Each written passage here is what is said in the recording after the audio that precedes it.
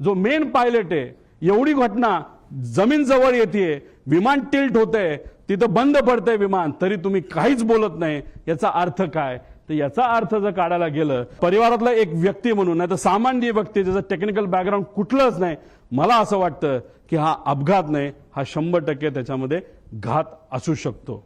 त्यामुळे दादांचा दौरा का बदलला? विमानाची वेळ बदलली गेली का?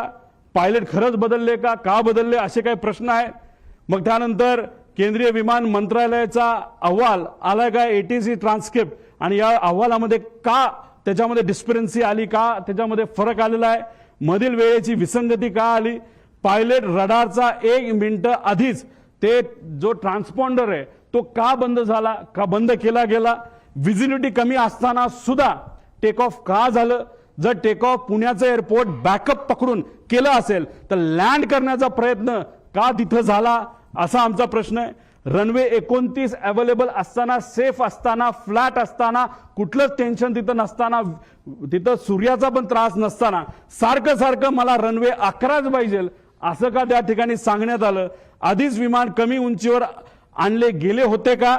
त्यानंतर शेवटच्या काही मिनिटात पायलट काहीच, जो मेन पायलट आहे, एवढी घटना जमीन जवळ येते, विमान टिल्ट होतंय, तिथं बंद पडतंय विमान, तरी तुम्ही काहीच बोलत नाही, याचा अर्थ काय? तर याचा अर्थ जर काढायला गेलं तर मी सामान्य परिवारातला एक व्यक्ती म्हणून, नाही तर सामान्य व्यक्ती ज्याचं टेक्निकल बॅकग्राऊंड कुठलंच नाही, मला असं वाटतं की हा अपघात नाही, हा 100% त्याच्यामध्ये घात असू शकतो.